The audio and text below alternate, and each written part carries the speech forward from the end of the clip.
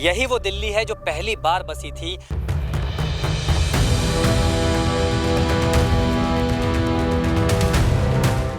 कुतुब मीनार जो है, इसका जो दरवाजा है उत्तर की दिशा में है।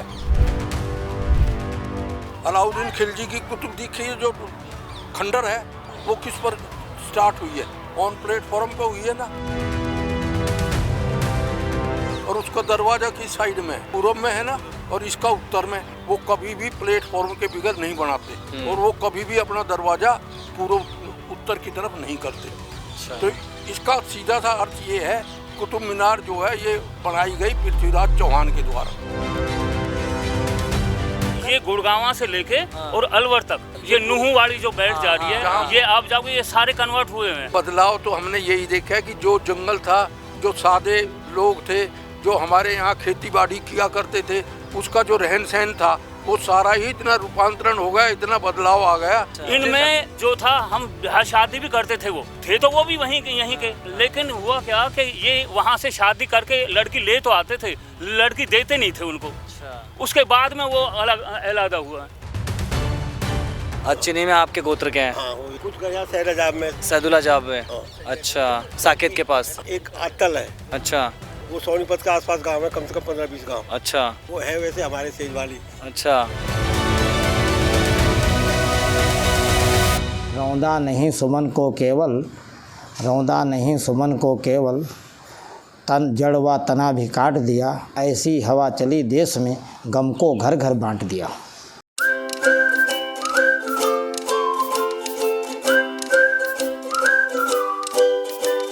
दोस्तों, स्वागत है आप लोगों का ट्रैवल जुनून में एक बार फिर से। और आज का जो व्लॉग है वो हम पहली दिल्ली में करने जा रहे हैं। पहली दिल्ली का मतलब जो हमारी दिल्ली पहली बार बसाई गई उस जगह। दोस्तों देखिए, ऐसे तो हम सब ने बहुत बार सुना है कि शाहजहानाबाद जो कि आज पुरानी दिल्ली है वो मेन दिल्ली हुआ करती थी, लेकिन ऐसा बहुत लोग जानते भी हैं कि दिल्ली 7 बार बसाई गई है अलग अलग जगहों पर। दोस्तों इस वक्त मैं जहाँ खड़ा हूँ, मेरे एक साइड है जवाहरलाल नेहरू यूनिवर्सिटी की बिल्डिंग JNU कैंपस, और एक साइड है कुतुब मीनार। इधर मेरे सामने आप देखें, मेरे पीछे ठीक, ये है इस वक्त की दिल्ली, नई दिल्ली जिसे अंग्रेज़ों ने बसाई। मैं इस वक्त जहाँ खड़ा हूँ दोस्तों, ये दिल्ली पहली दिल्ली थी जिसे तोमरों ने बसाया, तोमर राजपूतों ने बसाया, जो कि चंद्रवंशी राजपूत थे। तो ये जो तोमर डायनेस्टी है, इनका जो कालखंड मिलता है वो कुरु वंश से मिलता है हमें, जो कि पांडवों के समय या महाभारत के समय से चला आ रहा है। यही वो दिल्ली है जो पहली बार बसी थी और इसके बाद कई दिल्लियां बसाई गई। दोस्तों ये है लाल कोट का किला। हाँ दोस्तों, और इस वक्त मैं लाल कोट के किले के ऊपर खड़ा हूँ, और ये ऐसा वैसा किला नहीं है। उस समय जब ये दिल्ली बसाई जा रही थी, 1052 ईस्वी की बात है ये। सन 1052 में इस किले का निर्माण शुरू हुआ, जो कि अनंगपाल सेकंड, जो तोमरों के राजा हुए अनंगपाल तोमर सेकंड, उन्होंने इस किले को बनाना शुरू किया, और लगभग 8 साल में ये किला जाकर तैयार हुआ। 1052 से बनते हुए ये किला बनकर तैयार हुआ 1060 ईस्वी में। सोचिए दोस्तों, उस समय का बना हुआ किला, अगर इसके बारे में हम और जानें तो मैं आपको बताऊं, ये 2 मील के परिसर में बना हुआ किला है, और इसकी हाइट जो है वो ज़मीन से 60 फीट ऊंची रखी गई। जो इसकी चौड़ाई थी वो 30 फीट की चौड़ाई थी, जो आज सिकुड़ के मात्र 10 फीट रह गई होगी, और आगे चलेंगे तो आगे दिखाऊंगा तो 6 फीट रह गई होगी। लेकिन यही वो पहला किला है जिसे उस समय बनाया गया 1052 में, जिसका जो पहले नाम था वो किला राय पिथौरा था, क्योंकि इस किले का निर्माण जो है वो लाल पत्थरों से हुआ था, इसलिए इसको बाद में चल के लाल कोट का किला नाम दिया गया। और कई इतिहासकार ऐसा भी बताते हैं, इंटरनेट पे हमें ऐसी भी जानकारी मिली कि इसी को पहले लाल किला बनाया गया था, यही पहला लाल किला है दिल्ली का। और जो आज का लाल किला है, जो शाहजहां ने अपना लाल किला बनाया था, उसको किला मुबारक कहा जाता था। लेकिन वक्त के साथ साथ ये किला जो है वो धूमिल होता चला गया, खंडर बन गया।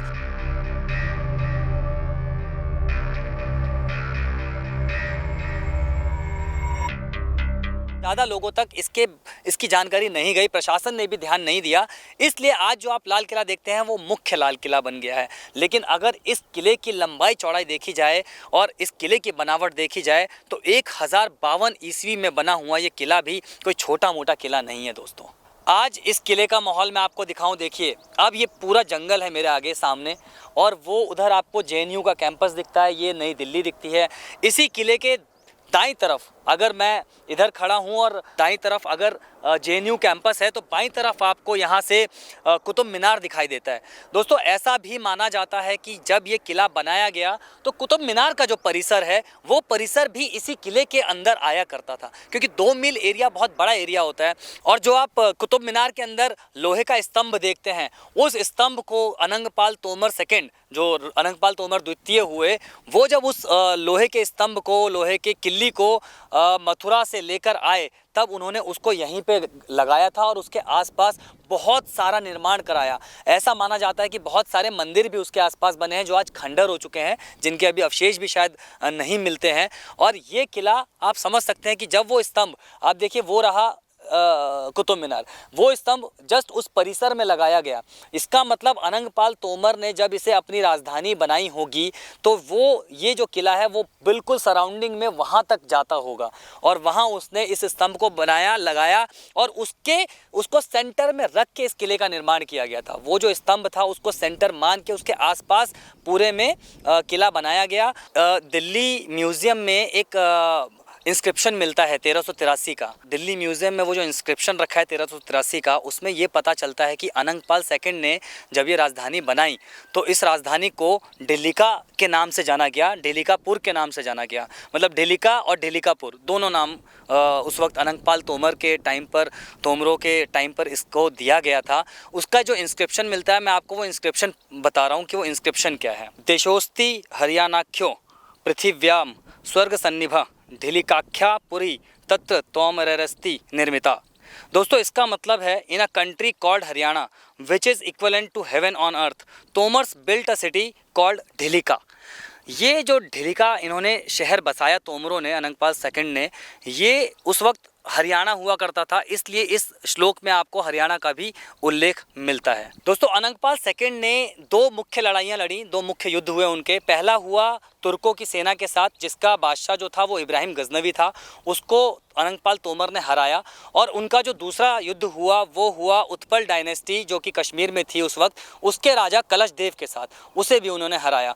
यानी कि इनका जो शासन काल था, यानी कि इनका जो राजवंश पहुंचा वो कश्मीर तक पहुंच चुका था दोस्तों। क्योंकि जब भी कोई राजा हारता था, उसकी डायनेस्टी या उसका जो राजवंश, उसका जो अधिकार क्षेत्र होता था, वो जीतने वाले राजा को मिल जाया करता था उस समय। तो इस हिसाब से हम ये देख सकते हैं कि 457 सालों में जो तोमरों का राजवंश रहा, उसमें 2 मुख्य युद्ध जो हमें मिलते हैं वो ये 2 मिलते हैं। दोस्तों जब ये लोहे का स्तंभ यहाँ पे गाड़ा गया, इसको किली कहा जाता था, और उसी किली के नाम पर, उसी के लिए इन्होंने एक सिक्के छपवाए जिनको श्री किली देव पाल कहा गया। और उसी किली के इर्द गिर्द या उसी किले को मध्य में रख के, उसी स्तंभ को मध्य में रख के इस किले का निर्माण किया गया। उसके बाद अगर हम बात करें अनंगपाल तोमर के और दूसरे किलों के बारे में या और दूसरी जगहों के बारे में जो उन्होंने इस्टेब्लिश किए, जो उन्होंने बनवाए, उनमें से एक बहुत मुख्य था आसीगढ़। वो आसीगढ़ इसलिए मुख्य था क्योंकि वो इन्होंने अपने गुरु हंसाकार के लिए बनवाया था, जो बाद में आगे चल के उनके बेटे ध्रुपद ने उसको तलवारों के मैन्युफैक्चरिंग के रूप में इस्तेमाल किया। वहाँ पर तलवारें बनाई गई आसीगढ़ में, और वो तलवारें जो हैं वो अरब कंट्रीज़ तक, अरबी देशों तक जाया करती थी। उनका जो निर्माण था वो इतना स्ट्रॉन्ग था, वो तलवारें इतनी मजबूत हुआ करती थी कि उनका व्यापार अरब कंट्रीज़ तक हुआ करता था। इसके बाद इन्होंने और भी बहुत सारे किले बनाए, जैसे एक किला इन्होंने बनाया यहाँ बल्लभगढ़ में, फिर दूसरे किले बनाए बादलगढ़, महेंद्रगढ़ जो आज नारनौल हैं। इनका किंगडम जो है, इनका जो राजपाट है वो राजस्थान के तनवरावती किंगडम से भी हमको मिलता है। और इन्होंने राजस्थान में तहानगढ़ फोर्ट बनवाया। ये उनके मेन जो इन्होंने मुख्य तौर पे ये किले बनवाए। अब देखिए इनका जो शासन काल रहा वो कहाँ से कहाँ तक रहा। जो इनका शासन था वो राजस्थान, हिमाचल, हरियाणा, दिल्ली, इवन मध्य प्रदेश और यहाँ मतलब इस पूरे क्षेत्र में रहा। इन्होंने दिल्ली में ही, यहाँ जहाँ हम इनके फोर्ट के पास खड़े महरौली में, एक आपको योग माया मंदिर मिलता है। वो योग माया मंदिर भी अनंगपाल तोमर ने ही बनवाया था, जो कि 260 यार्ड्स में फैला हुआ है। और वहाँ पर ये पूजा पाठ करते थे, जो तोमरों की कुलदेवी भी कही गई। इसी फोर्ट में हमें अनंग अनंगपाल बावली भी मिलती है जिसका निर्माण अनंगपाल द्वितीय ने कराया। दोस्तों अभी जब हम थोड़ा अंदर आए और जंगल के अंदर आए तो हमें गार्ड साहब मिले, गार्ड भैया मिले। उन्होंने हमें बताया कि यहाँ पर बहुत ये जो वन है ना, ये जो फोर्ट है, जो जंगल है, बहुत बड़े क्षेत्र में फैला हुआ है जिसका रख रखाव देख रेख करना बहुत मुश्किल टास्क हो जाता है। इधर देखिए पेड़ों को आग लगा रखी है, मतलब जंगल को आग लगाने की कोशिश की गई है। ये देखिए यहाँ पेड़ जले हुए हैं और मैं जिस जगह अभी खड़ा हूँ यहाँ पर चारों तरफ आग लगाई हुई है और ऐसा लग रहा है कि मतलब बिल्कुल सोच समझ के आग लगाई गई है। मतलब हर तरफ पूरे 4-5 पेड़ जला दिए गए हैं। तो आप समझिए कि अगर ये आग थोड़ी ज़्यादा फैल जाती तो यह कहाँ तक जा सकती थी। तो ऐसी एक्टिविटीज़ नहीं करनी चाहिए लोगों को। जो भी है हमारी प्राचीन धरोहरें हैं और इनका रख रखाव करना चाहिए। इनसे इनको ऐसा नुकसान नहीं पहुंचाना चाहिए। दोस्तों ये जो जितना भी हम अभी बात कर रहे हैं ये अनंगपाल सेकंड की बात कर रहे हैं। जो तोमरों के राजवंश में एक अनंगपाल नाम से एक और राजा हुए और उन्होंने भी बहुत सारा काम कराया होगा अपने टाइम में और वो भी बहुत प्रसिद्ध राजा हुए। लेकिन लाल कोट का किला, लोहे का स्तंभ लगाना, योगमाया मंदिर बनाना और अपने अधिकार क्षेत्रों को बढ़ाना, ये जिन्होंने किया वो अनंगपाल द्वितीय थे, अनंगपाल सेकंड थे, जिनके बारे में हम बात कर रहे हैं। इनका जो शासनकाल था वो 1051 से लेकर 1081 तक रहा। उसी शासनकाल में इन्होंने गजनवी को हराया, तुर्कों को हराया, कश्मीर तक अपना राजपाट ले गए, राजस्थान तक अपना राजपाट ले गए। ये अनंगपाल सेकंड हुए। तो कंफ्यूज मत होइएगा अनंगपाल और अनंगपाल सेकंड में। दोस्तों हम लोग इस वक्त मौजूद हैं संजय वन के बीचों बीच तो नहीं, मतलब थोड़ा सा अंदर आ गए हैं और यहाँ पर हम लोग जहाँ मौजूद है देखिए कितना सुंदर वन है, कितना सुंदर जंगल है और बहुत शांति है। आज वीकेंड है, वीकेंड के दिन भी बस एक मतलब नाम मात्र के लोग दिखे हैं मुझे। तो यहाँ सामने नर्सरी भी है और मेरे को लगता है नर्सरी DDA के अंडर में आती होगी। और लेकिन शांति सुकून बहुत है यहाँ पे, मतलब बहुत सुंदर है, बहुत मतलब वीकेंड के दिन भी बहुत शांति और पाथवे बहुत अच्छा पाथवे है, मतलब एकदम पेड़ों की छाया है, बहुत बढ़िया छाया है। और ऐसी जगह भी दिल्ली में है। ये कभी कभी मुझे भी सोचकर अजीब लगता है कि हम लोग दिल्ली में इतने साल से रह रहे हैं और कभी हम आ भी नहीं पाए। अब जब मैंने व्लॉगिंग शुरू किया तब ये चीज़ें एक्सप्लोर कर रहा हूँ तब मुझे खुद लगता है कि हमने अपने कॉलेज टाइम में यहाँ पर हम लोग क्यों नहीं आए घूमने फिरने। इस वक्त हम लोग अंदर जहाँ खड़े हैं संजय वन के बहुत अंदर हम लोग आ चुके हैं। लाल कोट की जो दीवार है, जो खंडर अवशेष आप लोग ये देख रहे हैं, वहीं पर हम लोग एक जगह खड़े हैं अभी। और यहाँ मैंने एक बोर्ड देखा जिसपे लिखा है, मतलब अब वो मिट चुका है बिल्कुल, लेकिन हल्का हल्का दिख रहा है कि दिल्ली में पाए जाने वाले सांप। अब इसकी हालत आप देखिए, इस बोर्ड की हालत, ना कोई अक्षर दिख रहा है ना कोई पिक्चर दिख रही है। बिल्कुल मतलब जो भी अथॉरिटी है, जो भी यहाँ पर जिनके भी अंडर ये आता है, उन लोगों ने दोबारा इसको ठीक करने की या इन्फॉर्मेशन को वापस लगाने की जहमत ही नहीं उठाई, कोई प्रयास ही नहीं किए गए। बिल्कुल वैसी ही हालत इस बोर्ड की हो गई है जैसी इस दीवार की और इस लाल कोट, इस प्राचीन इमारत की हो रखी है। मेरे पीछे है ये मैप, संजय वन का ये पूरा मैप है। और ये जो आप ब्राउन रास्ता देख रहे हैं ये पाथवे है। इस पे जो पैदल लोग आ रहे हैं घूमने उनके लिए बनाया हुआ रास्ता ये है जो ब्राउन वाला है। जो आप ये नीला देख रहे हैं ये पॉन्ड एरिया है, मतलब ये पूरा जो है यहाँ पर बहुत लंबी चौड़ी आपको पॉन्ड का, झीलों का एरिया मिलेगा। ये नीला वो झील है, वो पॉन्ड है जो आपको दिख रहा है इसके अंदर। और ये जो आप गुलाबी एरिया देख रहे हैं यहाँ पर जिस पे लिखा है ruins of Lal Kot wall, ये स्थित है बिल्कुल संजय वन के बीचों बीच। वहाँ तक पैदल जाने का कोई रास्ता नहीं है, ब्राउन वाला रास्ता उससे बहुत पहले ही ख़त्म हो जा रहा है। ये लाल कोट जो है इसके अंदर, संजय वन के अंदर मौजूद है। दोस्तों अभी इस जगह जहाँ मैं खड़ा हूँ ये जब हम संजय वन के अंदर आए तो थोड़ा सा पैदल चलने के बाद ये लाल कोट की दीवार है, खंडर जो अवशेष बचे हुए हैं, वहाँ से जस्ट आगे एक ये बड़ा गेट आप देख सकते हैं। ये गेट बंद किया गया है, बड़ा गेट बंद है ताकि कोई बड़ा व्हीकल लेकर अंदर ना आ जाए। उसके बगल से एक छोटा रास्ता ओपन किया गया है और ये जो आप एरिया देख रहे हैं ये संजय वन का F ब्लॉक है जहाँ पर मेडिसिनल प्लांटेशन की गई है। और ये इन्होंने बोर्ड लगा रखे हैं कि कौन कौन से पेड़ यहाँ लगाए गए, जैसे गुग्गल का पेड़ है, अशोक का पेड़ है, आपका बहेड़ा है, बेल है, आंवला है, इस तरीके के बहुत सारे पेड़ यहाँ पर लगाए गए हैं। और आप ये देख सकते हैं कि कितने बड़े एरिया में ये इन्होंने प्लांटेशन की गई है। पूरा F ब्लॉक जो है इतने बड़े एरिया में इन्होंने किया हुआ है। लगभग होगा तकरीबन 500 मीटर का ये एरिया है या 400 मीटर का एरिया होगा और यहाँ पर इन्होंने ये प्लांटेशन की है। अनंगताल है, अनंगपाल की बावली है और इसकी हालत देखिए, ये बावली कहाँ से लग रही है, तो मतलब क्या हालत हो गई है इसकी। वो देखिए बोर्ड, मतलब कोई रख रखाव नहीं है। अगर कोई देखता, कोई ढूंढता हुआ भी आए तो ये ऐसी स्थिति में कि किसी को मिले भी नहीं, एकदम मतलब भाई तो गंदे नाले और तालाब जैसी हालत हो रखी है इसकी, जो बहुत ख़राब तालाब या गंदे तालाब होते हैं बिल्कुल वैसी स्थिति हो रखी है इसकी। इसको देखकर मुझे नज़रवर ड्रेन याद आ गया। क्या हालत हो रखी है इसकी। देखिए दीवारें मेरे को दिख रही हैं, प्राचीन दीवारें वो दिख रही हैं साफ साफ। आपको सामने कुतुब मीनार भी दिख जाएगा, कुतुब मीनार भी दिख रहा है, लेकिन ये बावली की हालत है, गजब। और यहाँ महरौली में और भी कई बावली हैं, देखते हैं हमें और कितनी बावली मिलती है। और अब यहाँ से हम जाएंगे महरौली के और दूसरी जगह पर। जस्ट कुतुब मीनार के बिल्कुल नीचे ये बावली है, कुतुब मीनार से जस्ट पास में ही ये बावली है। ये लाल कोट का किला है। ये तो है महरौली का एक पक्ष। आइए आपको महरौली के दूसरी साइड ले चलते हैं और आपको कम से कम नहीं भी तो 1100 वर्षों का कालखंड उस महरौली में दफन है। वहाँ के खंडहरों के, वहाँ के एक एक पत्थर के नीचे जो 1100 साल का जो इतिहास है वो दफन है, आपको वो दिखाते हैं। घूमते घूमते बहुत टाइम हो गया है, मतलब बहुत बड़ा वन है, बहुत बड़ा पार्क है और इसको घूमना छोटी बात नहीं है। धूप बहुत तेज़ है। हम लोग पानी नहीं लाए थे, मैं और मेरा साथी जो हैं हम दोनों प्यासे हैं। और मज़े की बात यह है कि अंदर कोई पानी वाला नहीं है, आसपास कोई दुकान नहीं है दूर दूर तक। तो जब भी आप इस पार्क आएँ, यहाँ घूमने आएँ, तो अपने साथ पानी की बोतल, हल्का फुल्का खाने के लिए ज़रूर लाएँ।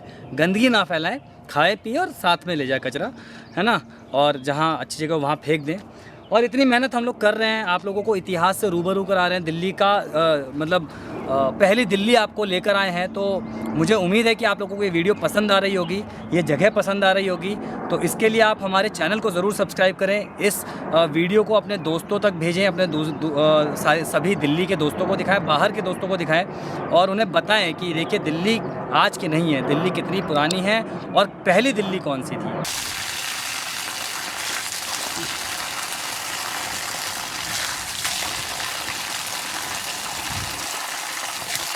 ये ख़राब पानी नहीं था, ये इस कुएँ का पानी था, इसीलिए हम लोगों ने मुँह हाथ धो लिया और थोड़ा सा पी भी लिया है। बहुत प्यास लगी थी।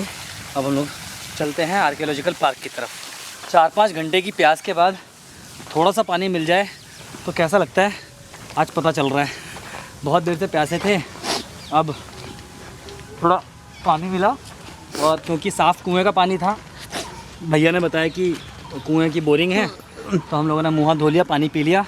अब हम लोग चलते हैं महरौली आर्कियोलॉजिकल पार्क की तरफ। जरा सोच कर देखिए कि आप किसी ऐसी जगह कदम रख रहे हो जहां 1000 साल या 1200 साल का इतिहास आपकी आंखों के सामने मौजूद हो, तो आपको कैसा महसूस होगा। दक्षिणी दिल्ली के बीचों बीच बसा है महरौली आर्कियोलॉजिकल पार्क। यूं तो ये पार्क 200 एकड़ में फैला है, लेकिन महरौली में मौजूद धरोहरें इस ऐतिहासिक पार्क की सीमाओं के पार भी मौजूद हैं। यूनेस्को के world heritage site Qutub Minar के बगल में मौजूद इस जगह दिल्ली के अलग अलग शासकों के बनाए 50 से भी ज्यादा ऐतिहासिक स्मारक आज भी देखे जा सकते हैं। इस जगह को क्या बात अलग करती है? दरअसल ये वो जगह है जिसने 1000 से भी ज्यादा वर्षों तक लगातार हमले देखे हैं, शासकों को बदलते देखा है। तोमर राजपूतों ने वर्ष 1060 में लाल कोट का निर्माण किया था। इसके बाद खिलजी, तुगलक, लोधी, मुगल और यहाँ तक कि ब्रिटिश राज के दौरान के निशान भी यहाँ मिलते हैं। महरौली आर्कियोलॉजिकल पार्क के पूरे परिसर और बाहरी क्षेत्र में ऐसी कई इमारतें हैं जिनके बारे में हम सभी को जानना चाहिए। कई इमारतें ऐसी भी हैं जिनके बारे में कोई भी जानकारी नहीं मिलती है। इस परिसर को कुतुबुद्दीन ऐबक के नाम से जाना जाता है, जो भारत का पहला इस्लामिक शासक था। महरौली शहर इस आर्कियोलॉजिकल पार्क के पश्चिमी किनारे पर स्थित है। किसी समय महरौली एक छोटा सा शहर हुआ करता था। इसे इसका नाम मिहिरपुरी से मिला है। मिहिर का अर्थ है सूर्य, इसलिए ये माना जाता है कि इतिहास में किसी समय इस जगह पर एक सूर्य मंदिर भी बनाया गया होगा।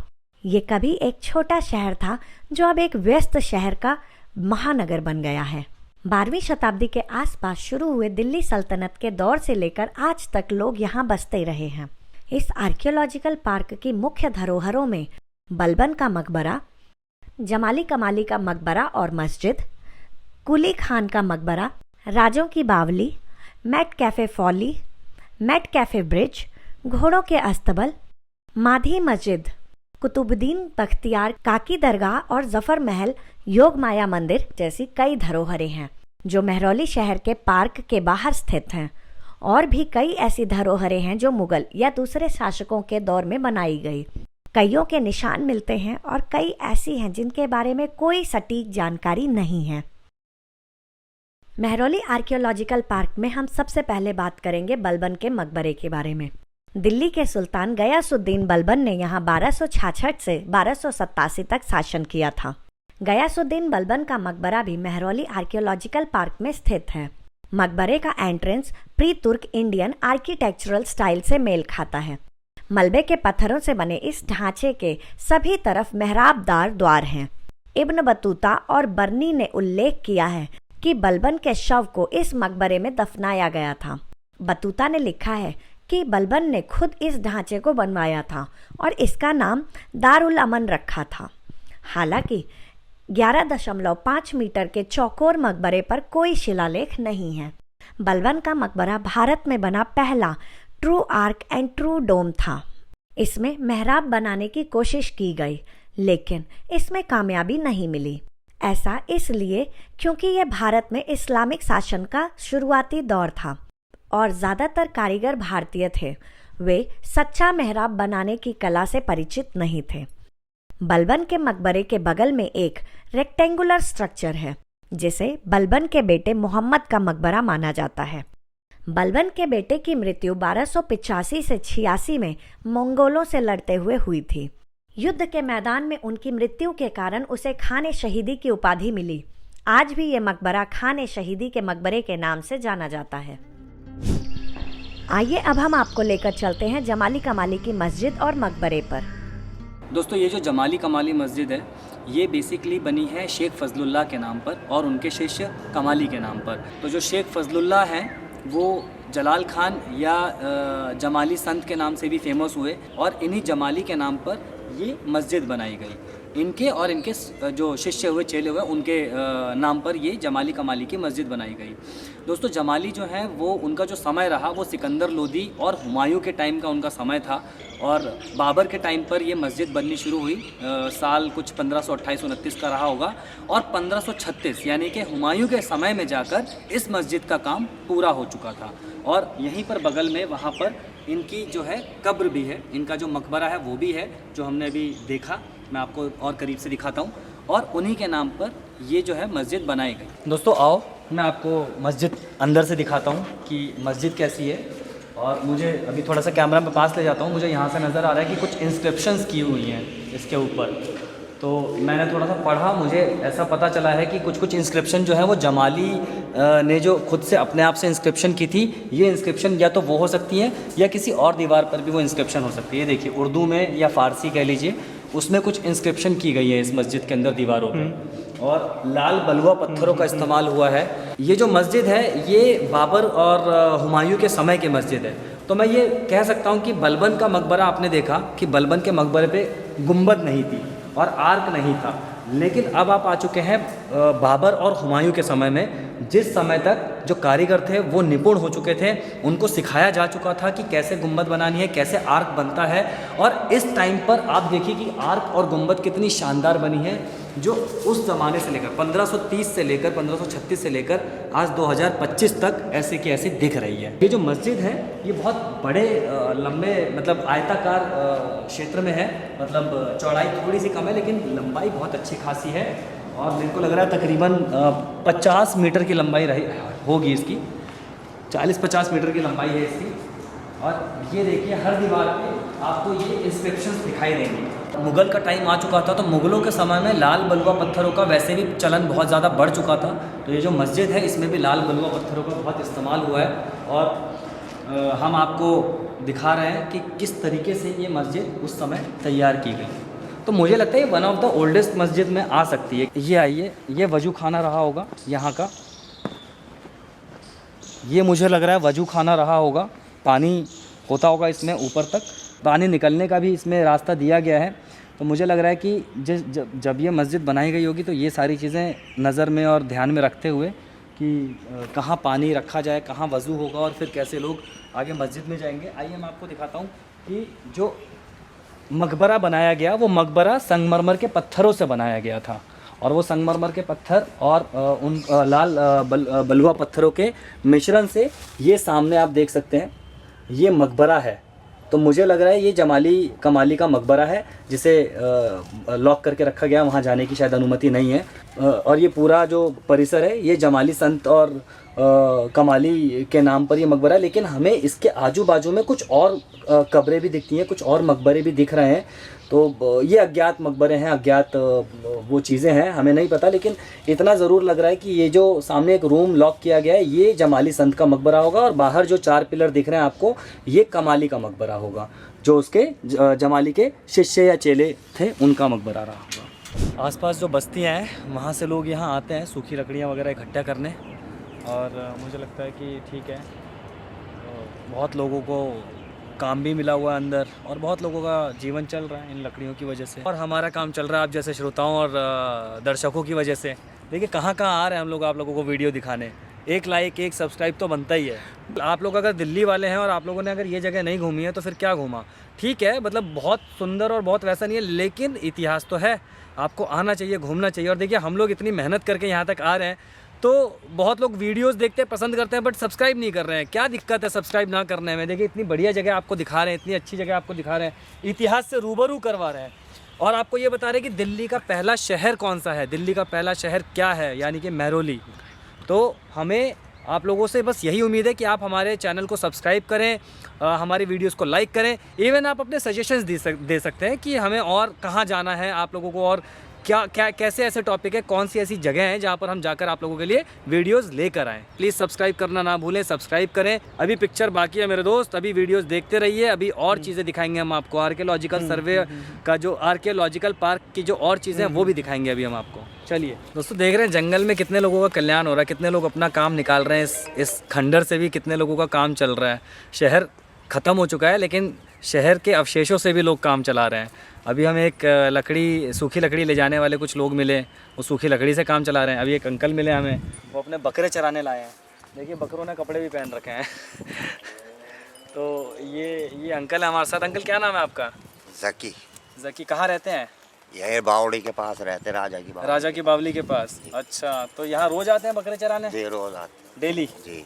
अरे वाह, क्या बात है। तो क्या मतलब इन्हीं बकरों से आपका भरण पोषण होता है, मतलब काम यही है? नहीं, ये तो शौक के लिए पाल रख के अपना। अच्छा, बाकी काम कुछ अलग है? काम अलग है, पतंग का काम है। अच्छा, पतंग का काम है, तो वो तो फिर सीजनल रहता होगा? नहीं, हाँ ऐसे ही चलता रहता है बस अपना। बाकी बकरे आपने पाल रखे हैं कि शौक में बस चल रहा काम अपन? आपको पता है ये किसका शहर था, ये किनके नाम पर बसा हुआ शहर है? भाई ये तो राजाओं का ही बताते हैं, बहादुर शाह जफर का बताते हैं कि उसका बसा ये है। बलबन का शहर है। बलबन वो कुली खां। हाँ, कुली खां, लेकिन कुली खां अलग हुए और बलबन अलग हुए। अच्छा। बलबन जो थे वो गुलाम वंश के थे, जिसने कुतुब मीनार बनाया ना। अच्छा। उसी के बाद एक और राजा हुए, उसके कुछ सुल्तानों के बाद एक और राजा हुआ। अच्छा। उसके नाम पर बसा हुआ ये शहर है। बकरों को ये जो टी शर्ट वगैरह पहनाते हैं तो इसकी खास वजह? ये ठंड की वजह से पहनाते हैं, ठंड होती है ना। अच्छा। ठंड लगती है इन्हें, ठंड ज्यादा मानते हैं ये। अच्छा, बकरों को लग जाती है? हाँ, बकरों को, बच्चों तो कुछ को को पहनाया, कुछ बेचारों को नहीं। ये उतार के आए बाकी के इनके, ये बेशरम बकरे हैं, समझे, इनके उतार के आए जरा। अच्छा। अब शाम को जाके इन्हें भी पहना देंगे। अच्छा, फिर पहनेंगे? हाँ, पहनाने पड़ेंगे। सही।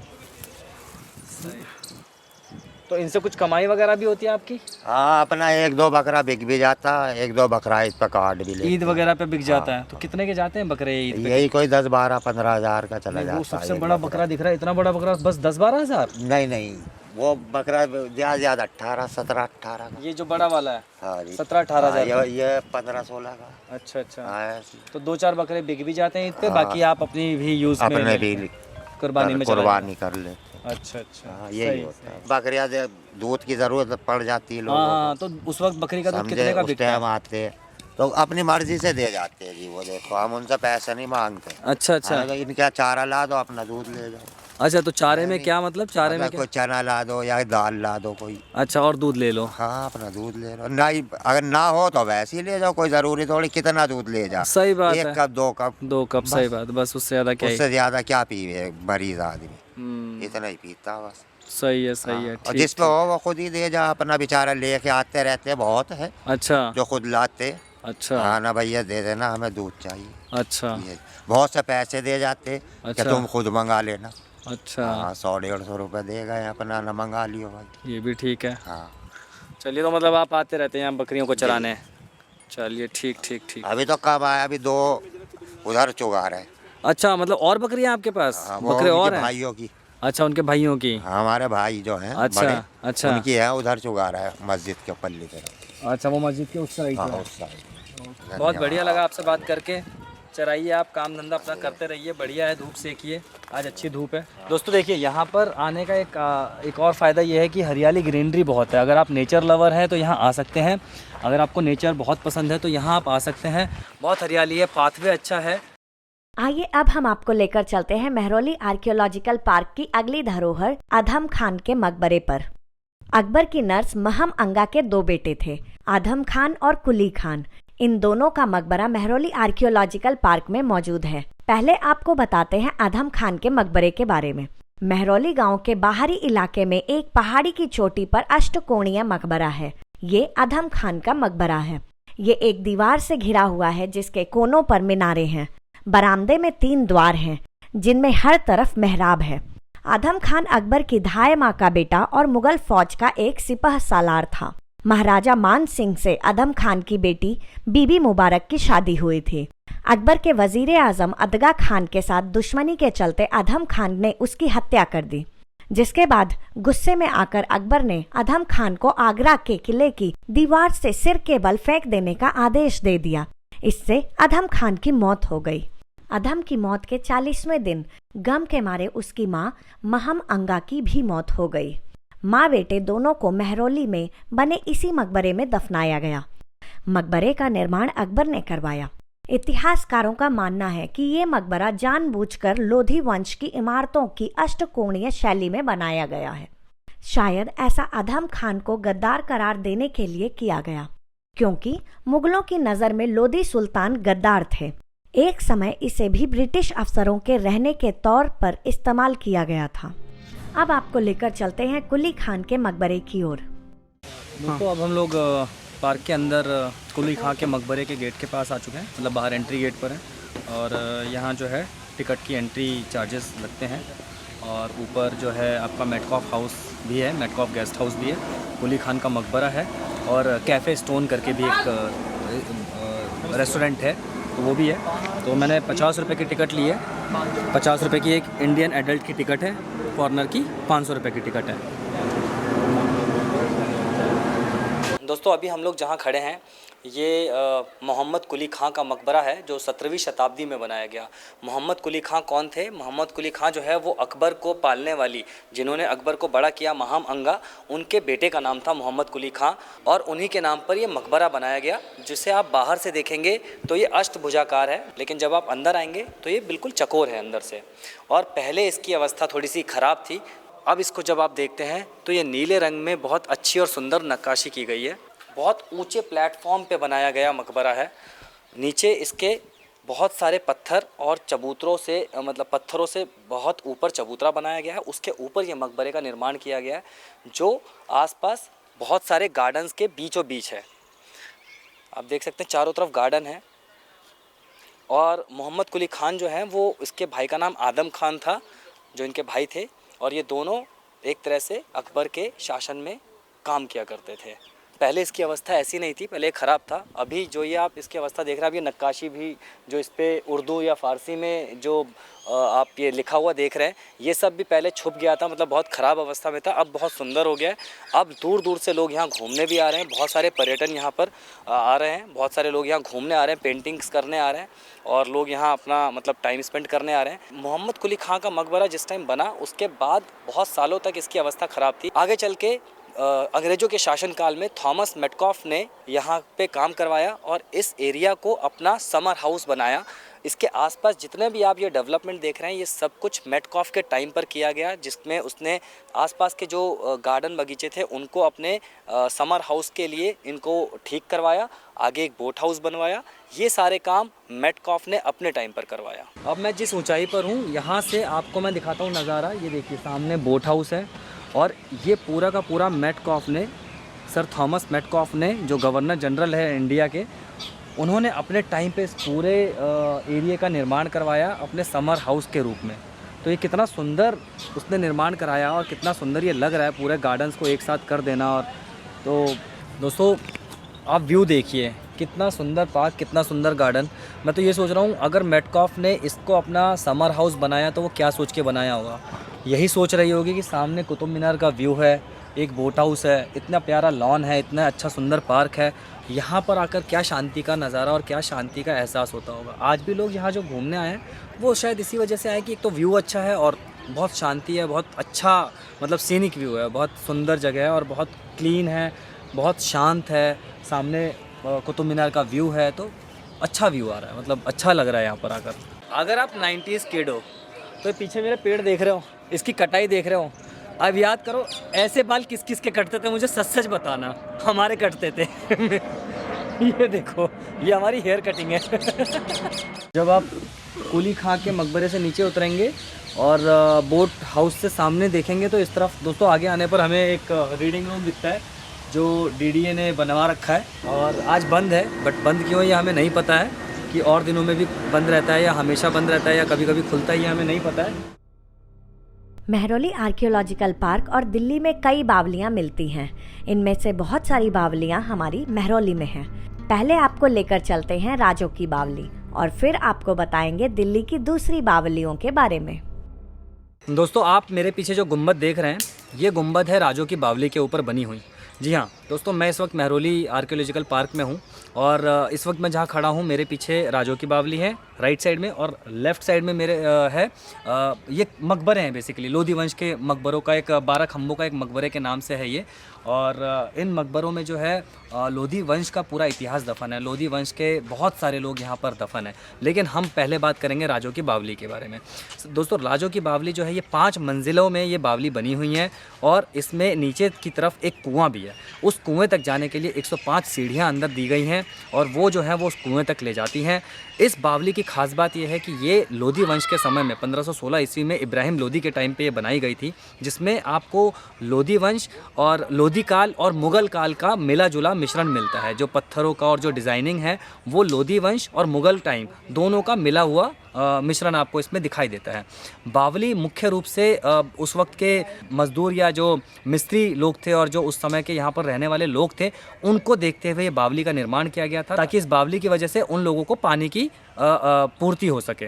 और ये बावली जो है दिल्ली के 14 मुख्य बावलियों में से एक बावली मानी जाती है जो इस वक्त मेहरौली में स्थित है। और दोस्तों इसको राजों की बावली इसलिए कहा जाता है क्योंकि राजगीरों ने इसका इस्तेमाल बहुत ज़्यादा किया। जो उस वक्त यहाँ पे काम करने वाले, जब ये शहर बस रहा था, मेहरौली जब बसाया जा रहा था उस वक्त के राजाओं या सुल्तानों द्वारा, तो उस वक्त जो राजगीर थे, उस वक्त के जो मिस्त्री थे, उनके इस्तेमाल के लिए, उनके पानी की पूर्ति करने के लिए इस बावली को बनाया गया। इस वजह से इसका नाम राजों की बावली पड़ गया। और ये 5 मंजिलों में ये बावली बनी हुई है।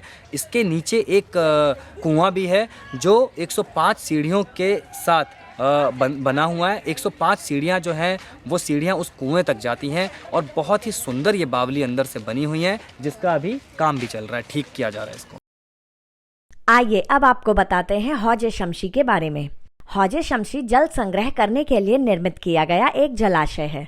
इसे शमशी तालाब भी कहते हैं। इसका निर्माण वर्ष 1230 में गुलाम वंश के शासक इल्तुतमिश ने करवाया था। इल्तुतमिश गुलाम वंश का तीसरा सुल्तान था। उसने साल 1211 से 1236 तक दिल्ली सल्तनत पर राज किया। वो कुतुबुद्दीन ऐबक का दामाद भी था। इल्तुतमिश की मौत के बाद उसे कुतुब मीनार के पास ही दफना दिया गया था। अब आपको बताते हैं माधी मस्जिद के बारे में। माधी मस्जिद एक शानदार स्मारक है, लेकिन बेहद ही कम लोग इसके बारे में जानते हैं। बहुत से लोगों को इसके बारे में इसलिए भी नहीं पता क्योंकि इस स्मारक के नाम या जानकारी के साथ कोई नोटिस बोर्ड यहाँ नहीं है। माना जाता है कि ये संरचना 15वीं शताब्दी की है, यानी कि लोधी युग के दौर की, लेकिन सटीक तौर पर कुछ भी नहीं कहा जा सकता है। ये मेहरौली आर्कियोलॉजिकल पार्क के बगल में स्थित है, यानी पार्क की बाउंड्री के बाहर। अब हम आपको मेहरौली आर्कियोलॉजिकल पार्क के बाहर की एक और धरोहर के बारे में बताएंगे। ये धरोहर है दादाबाड़ी जैन मंदिर। ये संरचना 1144 से 1162 तक मदन पाल के शासनकाल के दौरान 1167 में बनाई गई थी। माधी मस्जिद के बगल में स्थित ये मंदिर 12वीं सदी के जैन संत श्री जिनचंद्र सूरी को समर्पित है। शाहजहानाबाद यानी कि अपनी पुरानी दिल्ली के दिगंबर जैन लाल मंदिर के नाम से आप सभी वाकिफ होंगे, लेकिन क्या आपको पता है कि दादाबाड़ी जैन मंदिर ही दिल्ली का सबसे पुराना जैन मंदिर है। महरौली आर्कियोलॉजिकल पार्क के बाहर ही एक और ऐतिहासिक धरोहर है। ये धरोहर है कुतुबुद्दीन बख्तियार काकी की दरगाह।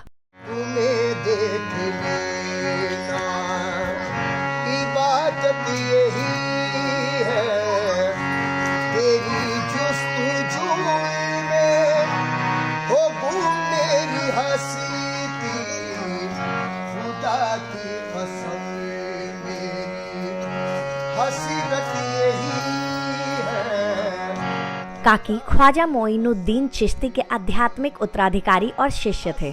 महरौली में जफर महल के नजदीक स्थित उनकी दरगाह दिल्ली की सबसे प्राचीन दरगाहों में से एक है। कुतुबुद्दीन बख्तियार काकी को कुतुब साहिब के नाम से जाना जाता है। वो इल्तुतमिश के आध्यात्मिक गुरु थे। कुतुब परिसर से 750 किलोमीटर दक्षिण पश्चिम में काकी की दरगाह स्थित है। पहले ये उनका निवास और खानकाह या शिक्षण कक्ष था। काकी की मृत्यु के बाद इसे एक दरगाह में परिवर्तित कर दिया गया। इस मजार को उनकी कब्र पर बनाया गया। काकी के शिष्य बाबा फरीद को भी यहीं दफनाया गया है। दरगाह के उत्तर में एक द्वार है जिस पर शिलालेख है। इस शिलालेख के अनुसार इस द्वार का निर्माण 1541 से 1542 में शेरशाह सूरी के शासनकाल में शेख खलीलुल हक ने कराया था। कुछ लोग बताते हैं कि मुगल सम्राट औरंगजेब ने पश्चिम दीवार सहित कुछ संरचनाओं की मरम्मत भी करवाई थी। अब हम आपको बताएंगे जफर महल के बारे में, जो मुगल दौर की आखिरी इमारत है।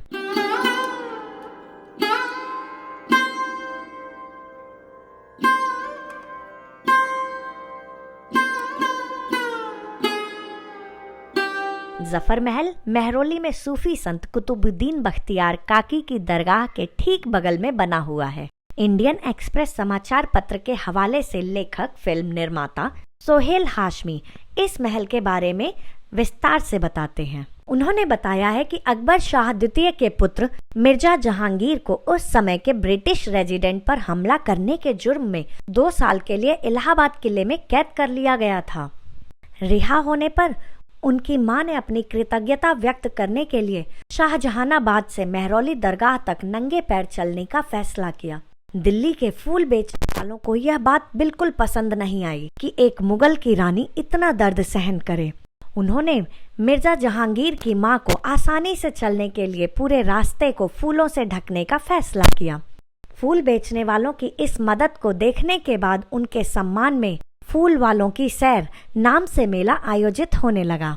जल्द ही ये 1 हफ्ते तक चलने वाला मेला एक वार्षिक आयोजन बन गया। इस मेले के दौरान पूरा दरबार महरौली शिफ्ट हो जाता था। तब अकबर शाह द्वितीय ने यहाँ इस महल का निर्माण करने का फैसला किया था। इसके बाद अगली सदी में चलते हैं। इससे पहले महल को कोई नाम नहीं दिया गया था। इसका नामकरण अगली सदी में हुआ जब अकबर शाह के उत्तराधिकारी बहादुर शाह जफर द्वितीय आए। उन्होंने पहले महल तक जाने वाले एक भव्य द्वार का निर्माण करवाया। जल्द ही महल को जफर महल कहा जाने लगा। बहादुर शाह जफर की ख्वाहिश इसी महल में दफन होने की थी। वो यहाँ गर्मियों में भी आया करते थे।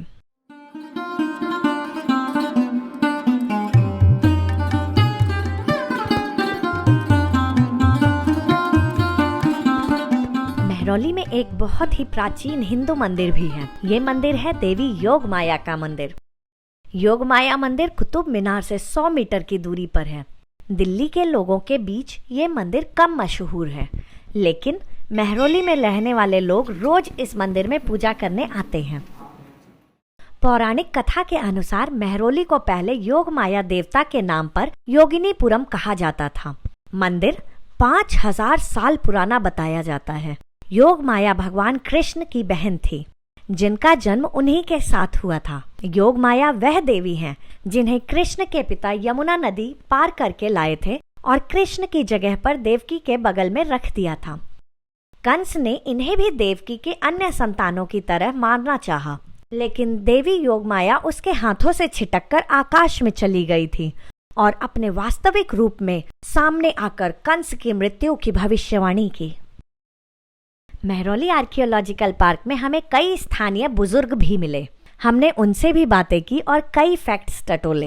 भाई सबसे पहले तो ये देखो आप, यहाँ पर जो ऐतिहासिक बिल्डिंगें हैं वो सबसे पुरानी कुतुब मीनार है। यहाँ कुतुब मीनार जो है ये देखिएगा, इसका जो दरवाज़ा है जिसको आप कहते हो ना कुतुबुद्दीन ऐबक ने बनाई, इसका दरवाज़ा किस दिशा में है बताओ आप? उत्तर की दिशा में है। देखिए ना कुतुब मीनार, इसकी फाउंडेशन कहाँ है? ऑन ग्राउंड है। अलाउद्दीन खिलजी की कुतुब देखिए जो खंडर है, खंडर वो किस पर स्टार्ट हुई है? ऑन प्लेटफॉर्म पे हुई है ना। और उसका दरवाज़ा किस साइड में है? पूरब में है ना, और इसका उत्तर में। और कहाँ इसकी फाउंडेशन कहाँ से शुरू हुई है? On land. तो क्यों अंतर है ये? आधार क्या हो सकता है? ये आधार हो सकता है कि इस्लाम उसमें वो कभी भी प्लेटफॉर्म के बगैर नहीं बनाते और वो कभी भी अपना दरवाज़ा पूर्व उत्तर की तरफ नहीं करते। तो इसका सीधा सा अर्थ ये है, कुतुब मीनार जो है ये बनाई गई पृथ्वीराज चौहान के द्वारा। अच्छा, तो ये इतिहास में क्या गड़बड़ की है कि लिख दी कुतुब मीनार ऐबक, क्योंकि अलाउद्दीन खिलजी की कुतुब मीनार ने जो खंडर है उसने भी ये सिद्ध कर दिया। दूसरा, उनका कुरान जो है मुसलमानों का, वो इस चीज़ के खिलाफ है कि किसी भी चीज़ का दरवाज़ा उत्तर की तरफ हो और वो बगैर प्लेटफॉर्म के हो। मतलब इसकी जो फाउंडेशन है, जो शुरुआत की जो गई, इसकी नींव है, वो हिंदू राजा के ही द्वारा रखी गई है। और वो हिंदू राजा उस समय कौन था? पृथ्वीराज चौहान। और उसके बढ़ाने का कारण क्या था कि उसकी लड़की हमेशा जमुना के दर्शन करके, स्नान करके वो अपना पूजा पाठ उपासना जो भी करती थी वो करती थी। लेकिन कहते हैं ना, खतरा जब होता है जैसे अब, तो उसको भाई वो ना जाए, वो यहाँ पर चढ़ करके उसके दर्शन कर ले सुबह सुबह और अपना जो भी अगला कार्यक्रम है वो करते रहे। ये तो उसका कारण है जी। ठीक है जी। अब आ जाओ आप, ये खंडर तो बने जब मुसलमानों का राज हो गया। ये जितनी भी कवाली ये वगैरह वगैरह जो उसके बाद में ये उजड़ गया, खंडर हो गया, जिसको अच्छा। खंडर कहते हैं। अब खंडर होने के बाद में यहाँ पर कोई निवास, मतलब कोई ना तो गांव रहे ना व्यक्ति यहाँ रहे, तो ये एक तरह से जंगल था। यहाँ पर हमारे टाइम पर भी इतना जंगल था कि लोग बाग आमतौर पर यहाँ आ जा नहीं सकते थे। वो अलग बात है कि भाई आए पशु चरा ले गए, वो तो हम लोग जो यहाँ के निवासी थे उनको जानकारी थी। लेकिन जो बाहर के लोग थे वो इधर आने में संकोच करते थे, घबराते थे। एक तरह से भयभीत एरिया बन गया था। ये नहीं कि यहाँ कोई मार देता था, लेकिन क्योंकि जंगली जानवर हो सकता है भाई, जहाँ जैसे अब आप आ गए बिगड़ निडर होकर आ गए ना। क्यों आ गए? क्योंकि आपको ये सुरक्षित नज़र आया। जब ये एरिया सुरक्षित होगा नहीं तो कोई भी आना पसंद नहीं करेगा बाहर का। बिल्कुल ठीक। वो तो वही करेगा जिसको यहाँ की मालूम है कि कौन कहाँ है क्या है। ठीक है भाई। अच्छा ताऊ, यहाँ पर ये जो एरिया है, ये महरौली जो है, ये दिल्ली का सबसे पहला शहर बताया जाता है कि मतलब पृथ्वीराज चौहान ने। कस्बा जो है महरौली सबसे पहला जो है। यहाँ जोगमाया मंदिर जो है ना। कौन सा मंदिर? योगमाया मंदिर। अच्छा, हाँ हाँ हाँ, ठीक, समझे। महरौली तो कस्बा बाद में तैयार हुआ है, बाद में। अच्छा, नहीं, लेकिन ऐसा बोलते हैं कि पृथ्वीराज चौहान या उस समय एक राजा हुए अनंगपाल तोमर करके। अरे वो गोद लिया था ना पृथ्वीराज को उसने। अनंगपाल तोमर ने पृथ्वीराज को गोद लिया था। हाँ, वो मतलब गोद पर आया हुआ है यहाँ। अच्छा अच्छा अच्छा अच्छा, मतलब आप ये क्या गद्दी? अच्छा, मतलब अनंगपाल तोमर ने पृथ्वीराज चौहान को गोद लिया, फिर उसने यहाँ पर राज किया। उसका नाना था अनंगपाल तोमर। ये पृथ्वीराज जो है ये उसका देवता है। अच्छा, देवता है। हाँ। Okay okay okay. तो उसके बाद वहाँ से मतलब इसका इतिहास मिलता है। मैं महरौली का एक कोट, एक लाल कोट करके एक शहर भी बसा है यहाँ पर। लाल कोट। हाँ। वो जो दीवार थी ना वो परे ने। हाँ। आपको तो पता होगा उसके बारे में। अरे वो मालूम है, लेकिन वे खंडर बाद में मुसलमानों ने सब कुछ बिगाड़ दिया। और हिंदू का ये इसलिए कि आपने वो लोहे की कीली देखी होगी ना। हाँ हाँ। वो लोहे की कीली जो वो तो बहुत पहले की है, वो तो पृथ्वीराज चौहान से भी पहले की है। अच्छा, वो वहाँ कुतुब मीनार के अंदर जो साइड लोहे में, का हाँ, लोहे वो का। बोलते हैं अशोक स्तंभ है, वो अशोक ने लगवाया था, ऐसा ऐसा बोलते हैं, वो अशोक स्तंभ है कि अब अशोक भाई ने देखो, लगवाया था। उसका सही मायने ये है कि जो उस पर लिखा हुआ है वो कोई अशोक का तो वो देते नहीं है, हाँ, लेकिन वो हो सकता है उससे भी पहले का हो, अच्छा, क्योंकि उस पर कोई ऐसा वो लिखा हुआ नहीं है। नहीं कुछ तो है उस पे, कुछ इनक्रिप्टेड है, न, उस पे जंग नहीं लगता है। वो तो खैर वो तो उसका गुण है। उसमें जो मेटल है वो मिक्स है, उसमें जंग नहीं लगे कभी भी। वो जो अंदर उस पे हाँ, उसको रोज स्तंभ बोलते हैं हाँ, उसको। हाँ, हाँ, हाँ। तो और उसमें जो ऊपर से पतला है ना, वो कहते हैं ज्यादातर लोग आके कहते हैं उल्टा करके कौड़ी मारो, ऐसे वहाँ देखा होगा आपने। हाँ, पकड़ने की तो कोशिश क्या करते होता है कि वो ऊपर पतला होता है, हाँ। नीचे मोटा है, हाँ। जिसकी हाइट ज्यादा होगी उसके पैर भी हाथ भी लंबे होंगे, सही बात तो है। वो भर लेता है। हाँ। तो ऐसे करके लोग जो कहते हैं भाई तू देख इसको ट्राई करके, ऐसे करके लोग वहाँ करते हैं, सभी करते हैं। अच्छा, वहाँ तो जो वो हमारे- वो मिक्स धातु है इसीलिए उस पे जंग नहीं लगता, आप ये कह रहे हाँ, हैं। वो ऐसी बताओ जो हमारे सुनने में आया कि वो नीचे जैसे गाड़ा था, धरती में गाड़ा था हाथ से किसी ने। अब ले लो आप इस एरिया की बात। हाँ, अब ये तो 1982 के बाद में डेवलप हुआ है। ये एरिया, हाँ भाई, बदलाव तो हमने यही देखा है कि जो जंगल था, जो सादे लोग थे, जो हमारे यहाँ खेती बाड़ी किया करते थे, जो जिम्मेदारा था, उसका जो रहन सहन था, वो सारा ही इतना रूपांतरण हो गया, इतना बदलाव आ गया कि उसकी कल्पना करनी हमें पहले कभी आती ही नहीं थी कि एक जो हम देख रहे हैं वो हो जाएगा। अगर हम ऐसे बात करें कि जैसे ये जो पार्क बना ताऊ जी, इस पार्क के बनने से यहाँ आसपास के लोगों को भी फ़ायदा हुआ होगा कि आप मतलब कुछ रोज़गार के अवसर बने हों या लोग घूमने आते हों, आप लोग जैसे वॉकिंग के लिए आते हैं, कुछ ऐसा भी तो फ़ायदा भी तो हो रहा है कि चलो पार्क बन गया, तो ठीक है। इसका विरोध तो नहीं किया जा रहा है हाँ, ना। बिल्कुल बिल्कुल, देखिए, हर चीज़ की दो पक्ष है, दो पक्ष हैं। कि कोई लाभ भी है, कोई हानि भी है। जी जी, जिस समय की आप हमसे पूछने जा रहे हो बचपन की, हाँ। उस समय हमें ज़्यादा लाभ था। हाँ, अब हमारी अगर यहाँ की तुलना अब हम करने लगे तो अब हम केवल यहाँ बैठे हुए जी, हैं। उस जी। समय तो हम यहाँ आते तो खरबूजे खा गए, कोई बतेरी चीज़ें थी जंगली जो खाते पीते थे और आराम से घूमते थे, न प्रदूषण था। हाँ, हाँ, हाँ। अब ये बैठने से अगर आप ये मान के चल रहे हो कि भाई अब कुछ लाभ है, तो वो आप समझ लो, हम तो मान नहीं रहे हैं कि हमें कुछ लाभ है। अब तो हमारी मजबूरी है। ये सारा जितना भी मेवाड़ है, ये जाटों से भरा पड़ा है, सारे मेव बन गए। इसका अर्थ ये है कि कुछ स्थानों पर, जगह जगह पर जैसा कुछ वो हुआ वहाँ नाप हो पाए, अदरवाइज हमारे हिंदुस्तान में हिंदू, यहाँ तो सारे ही हिंदू मुसलमान हुए हैं। ये गुड़गांव से लेके और अलवर तक, अच्छा, ये नूहू वाली जो बैठ जा रही है, ये आप जाओगे, ये सारे कन्वर्ट हुए हैं। इनमें जो था, हम शादी भी करते थे वो, लेकिन ये जो हमारे जाट जो यहाँ के थे, लोकल जो यहाँ के बासिंदे थे, तो वो भी वहीं के यहीं के, लेकिन हुआ क्या कि ये वहाँ से शादी करके लड़की ले तो आते थे, लड़की देते नहीं थे उनको। उसके बाद में वो अलग अलग हुआ। बाकी तो खूब उनका आना जाना। ये पूरा मेवात वाला जो क्षेत्र है, मेवात नू मेवात वाला जो क्षेत्र है, 1608 में आप लोग राजस्थान से यहाँ आकर बसे। हमारे घर वाले बड़े वाले जो मैं उसको वही हिस्ट्री पूछ रहा हूँ मैं। सूर्यवंश मूल गोत्र विशेष शाखा, अच्छा ऐसे करके राजस्थान का पिथौरागढ़ मंत्रा कुल देवी। अच्छा, तो ये आप लोगों का निकास ये है। हिस्ट्री है, मतलब राजस्थान से हम यहाँ आए हैं। अच्छा, 1608 में पहुँचे थे यहाँ। 1608 में यहाँ आ गए थे। जैसे दो भाई थे, हाँ, एक भाई ने फिर अच्छी गाँव है इसके आगे। हाँ, अच्छी गांव है इधर आगे। अच्छी में हमारे हैं। अच्छी में आपके गोत्र के हैं। हाँ, हो गया। कुछ घर यहाँ शहरजाब में हमारे यहाँ से गए थे। सैदुल्ला जाब में। अच्छा, साकेत के पास। हाँ, अच्छा, फिर काफ़ी जो है हमारे एक अत्तल है, अच्छा, वो सोनीपत के आसपास गांव है, कम से कम 15-20 गांव। अच्छा, वो हमारे दो भाई थे जैसे, हाँ हाँ, उनको अत्तल बोलते हैं। वो है वैसे हमारे सेजवाली। अच्छा, आप सेजवाल हैं। हाँ, सेजवाल है। पुरानी दिल्ली के जहाँ जो मेहरौली से लेके और वहाँ अबचनी तक जितने भी ये आज मॉल बने हुए हैं, हाँ, हाँ, ये सब पुरानी दिल्ली वालों के थे। अच्छा, दिल्ली जो थी प्रॉपर, जो पुरानी दिल्ली थी, जहाँ जिसे शाहजहानाबाद बिल्कुल बिल्कुल बिल्कुल, शाहजहानाबाद। तो जो शाहजहानाबाद की जो रिहायशी पुरानी थी, जो हाँ, 1600 कुछ से चली आ रही थी, हाँ, उसमें 500 कुछ मतलब जो थे, जो बाकायदा वाहिद जो वहाँ के रहने बसाया था, जो उसमें क्या था, जो नेहरू की फैमिली कश्मीर से जो आई थी तो यहाँ यहीं पुरानी दिल्ली आके बसी थी। और अच्छा। नेहरू की शादी भी यहीं हुई थी। पुरानी दिल्ली। हाँ, अच्छा। तो उसमें क्या था, ये जो जैसे ये जो हाजी जी थे, हाँ। जिनके यह कुआं था और ये सारी जो यहाँ खेती होती थी, हाँ, हाँ। ये भी वहीं के पुरानी दिल्ली के ही बाशिंदे थे। अच्छा, वो जो हाजी जो थे। हाँ, अच्छा। जिनकी ये सारी जमीन खेती की जो थी, अच्छा, ये सब ये ओके। जहाँ पार्क बने हुए हैं, हाँ, हाँ, सारी यहाँ। सारी। हाँ।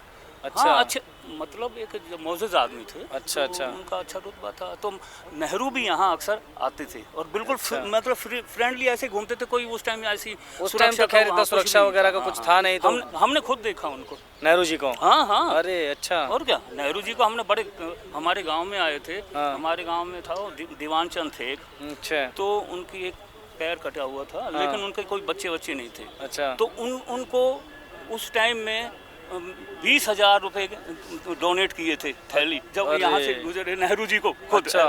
अरे अरे ये तो हमारी आंखों के सामने की बात है। क्या बात, क्या बात। तो मतलब ये है कि नेहरू जी भी इस तरह आते थे और पुरानी दिल्ली के लोगों ने ये इधर का जो काफी एरिया था वो हाँ, ये बसाया सारा है, उन्हीं के मॉल वगैरह बसे हुए हैं। उन्हीं के जमीनों पे बसे। हाँ, इंदिरा तो काफ़ी बाद में आती रही थी यहाँ। एक वो लेडी थी, वो उससे एक्सीडेंट हो गया था इंदिरा जी की कार से। अच्छा। तो उसका एक हाथ कटा हुआ, वो कांग्रेस की कार्यकर्ता भी है वो। अच्छा। मेरे नाम याद नहीं आ रहा उसका, साकेत में रहती है वो। अच्छा, तो अच्छा, उसको अच्छा। अपनी बेटी बनाया हुआ था इंदिरा ने। अरे वाह। अच्छा। हाजी उससे ने- पहले तो ये हिंदुओं का था। अच्छा। हिंदुओं के बाद फिर मोमडम आ गए। हाँ। फिर मोमडमों का रहा होगा। ठीक, ठीक, फिर ठीक। उसके बाद में उस रानी ने खरीद लिया होगा। ठीक ठीक भाई ठीक। इतिहास तो ये बिल्कुल, वो जो जाहिर कर रहा है। अंग्रेज आए होंगे तो वो रानी का हो गया होगा। और उस अंग्रेजों से इसने खरीद लिया। हाजी जब वो ने। जाने लगी। हाँ, उस हाजी पैसे ने। वाला आदमी है ये। अच्छा। और लेकिन ओके। जो चेंज हुआ है वो बहुत ही अच्छा हुआ है टूरिज्म के हिसाब से। हाँ। यहाँ बहुत लोग आने अब तो लगे बहुत हैं भीड़ दिख रही है, और बहुत। बहुत भीड़ है। अर्निंग भी है गवर्नमेंट की और साफ सुथरा भी हो गया है। हम्म। और आसपास जितने भी विलेज हैं उन सब फायदा उनके लिए। लोग तो पुराने लोग हैं, तो यहाँ हम सुनते हैं कि यहाँ कुछ और जैसे एक राजों की बावली है। हाँ, बावली। हम लोग पढ़ते हैं कि यहाँ पर कुछ और बावलियाँ भी थी, बहुत जैसे सारी हैं। दादी पोती की बावली भी अरे सुनते बहुत हैं। सारी हैं यहाँ तो तो वो सारी बावलियाँ विलुप्त हो गई धीरे धीरे। लिप्त नहीं है। है, इधर है एक राजाओं की बात। एक राजों की बावली के अलावा और मेरे नहीं बेटा दिखे। घूमोगे ना तो हाँ। जंगल में बाबरी मिलेंगी, लेकिन वो अच्छा।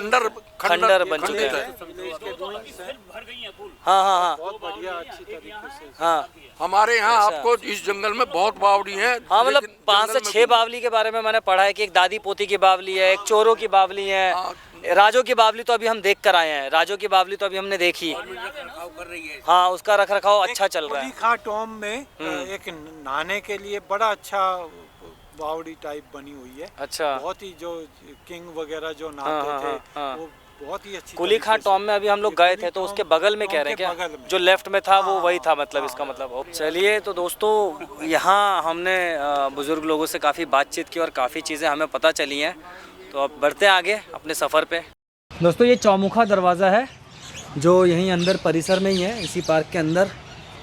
ये जो कैफ़े था उससे बाहर निकलकर थोड़ा सा पास आए तो यहाँ हमें चौमुखा दरवाज़ा दिखा। और चौमुखा दरवाज़ा क्यों है? क्योंकि देखिए, एक साइड से ऐसे और फिर एक ऐसे, मतलब साउथ वेस्ट मतलब ईस्ट टू वेस्ट और साउथ टू नॉर्थ। और जस्ट चौमुखा दरवाज़ा के बगल में आप देखिए सामने कुतुब मीनार दिख रहा है, बट यहाँ से जाने का कोई रास्ता नहीं है कुतुब मीनार के लिए, तो हमें बाहर निकल के फिर लॉन्ग वे से कुतुब मीनार पहुँचने के रास्ते मिलते हैं। दोस्तों देखिए, बहुत ही सुंदर पार्क है।